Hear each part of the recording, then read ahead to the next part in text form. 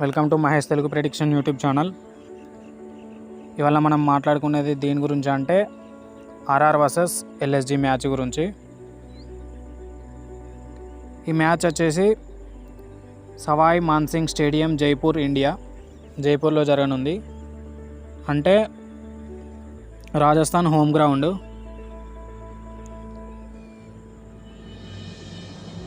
Last teams form చూసుకున్నట్లయితే రాజస్థాన్ వచ్చేసరికి last 5 మ్యాచెస్లో ఓన్లీ 2 మ్యాచెస్ గెలిచింది. ఎల్ఎస్జి వచ్చేసరికి లాస్ట్ 5 మ్యాచెస్లో 3 మ్యాచెస్ గెలిచేస్తుంది. హెడ్ టు హెడ్ చూసుకున్నట్లయితే 2 టైమ్స్ రాజస్థాన్ విన్ అయింది, 1 టైం ఎల్ఎస్జి విన్ అయింది. అలాగే స్కోర్ కార్డ్ చూసుకున్నట్లయితే రాజస్థాన్ ఉన్న ఎల్ఎస్జి ఎన్ని టైమ్స్ మ్యాచెస్ జరిగినాయో ఈ స్కోర్ కార్డ్స్ అనేటివి చూసుకున్నట్లయితే ఫస్ట్ ఎల్ఎస్జి బ్యాటింగ్ చేసి 154 కొట్టింది.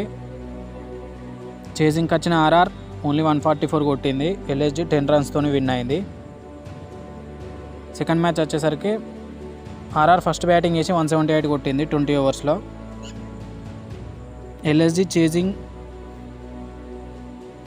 ఎల్ఎస్జి వచ్చేసరికి జస్ట్ 154 కొట్టింది, 8 వికెట్స్ కోల్పోయింది. రాజస్థాన్ 24 రన్స్తో విన్ అయింది. థర్డ్ మ్యాచ్ వచ్చేసరికి రాజస్థాన్ ఫస్ట్ బ్యాటింగ్కి వచ్చి 165 చేసింది.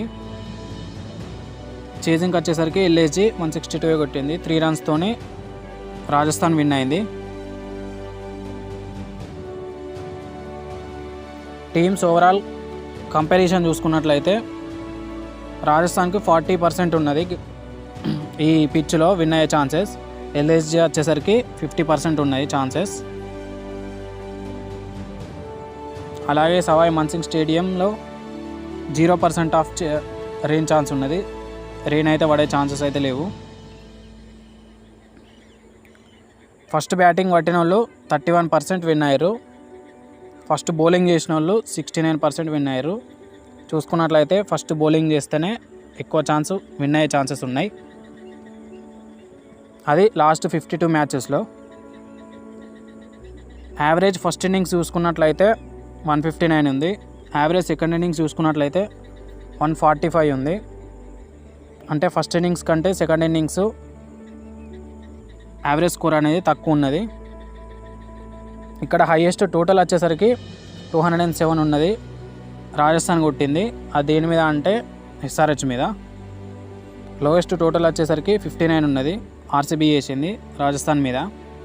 హైయెస్ట్ చేజ్డ్ వచ్చేసరికి 217 ఉన్నది, ఎస్ఆర్హెచ్ చేసింది రాజస్థాన్ మీద. లోయెస్ట్ డిఫెండెడ్ వచ్చేసరికి 144 ఉన్నది, కేకేఆర్ డిఫెండ్ చేసుకున్నది, అది రాజస్థాన్ మీద. ఇక్కడ పేస్ పిచ్చా లేదంటే స్పిన్నింగ్ పిచ్చా అని చెప్పుకున్నట్లయితే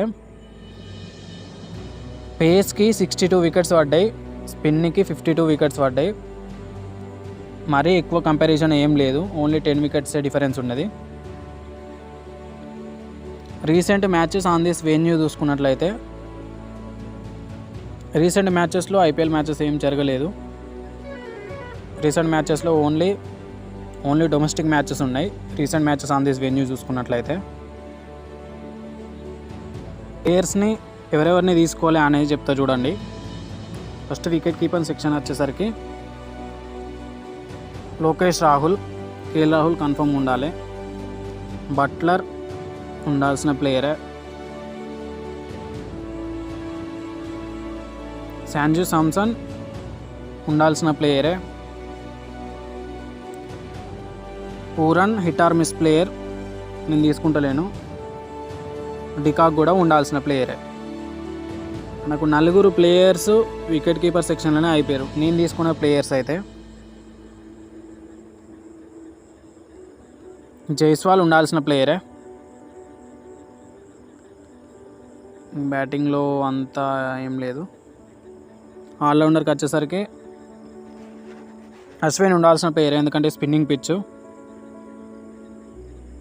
స్టోయినిస్ ఉండాల్సిన ప్లేయరే, వేరియేషన్స్తోనే వేస్తాడు బౌలింగ్ ప్లస్ బ్యాటింగ్ కూడా చేయగలుగుతాడు.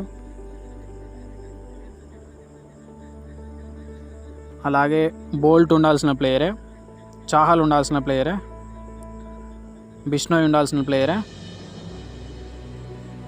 అలాగే నేను నవీన్ని తీసుకుంటున్నా.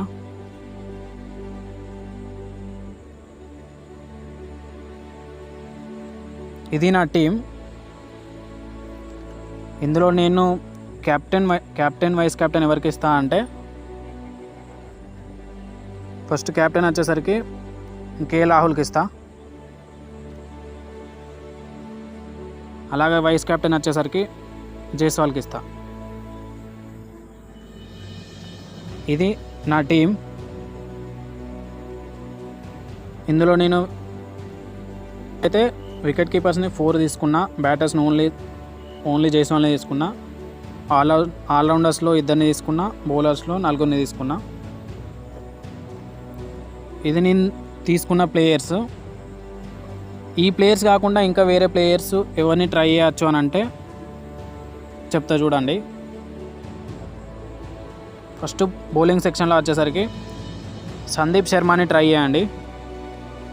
సందీప్ శర్మ ఫస్ట్ 2 ఓవర్లు పవర్ ప్లేలో వేస్తాడు, 2 ఓవర్లు డెత్లో వేస్తాడు, వేరియేషన్స్తో వేస్తాడు.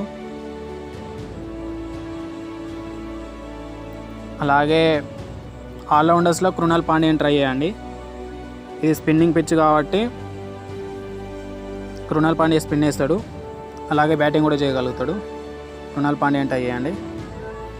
బ్యాటింగ్ సెక్షన్లో వచ్చేసరికి దేవదత్ పడిక్కల్ని ట్రై చేయండి. అలాగే వికెట్ కీపర్ సెక్షన్ వచ్చేసరికి ఒకవేళ మీకు ట్రై చేయాలనుకుంటే పురాణి కూడా ట్రై చేయండి. కెప్టెన్ వైస్ కెప్టెన్ చాయిసెస్ వచ్చేసరికి ఈ మ్యాచ్లో కేఎల్ రాహుల్ని తీసుకోవచ్చు, శాంజు సామ్సన్ని తీసుకోవచ్చు, అలాగే డికాక్ని కూడా తీసుకోవచ్చు. నేను తీసుకున్న అయితే KL Rahul captain, Jaiswal vice కెప్టెన్ని తీసుకున్నా. ఇది నా టీం. నా అనాలైసిస్కి ఇట్లా మీకు నచ్చినట్లయితే ఈ వీడియోకి ఒక లైక్ చేసుకొని మన ఛానల్ని సబ్స్క్రైబ్ చేసుకోండి. Thank you guys.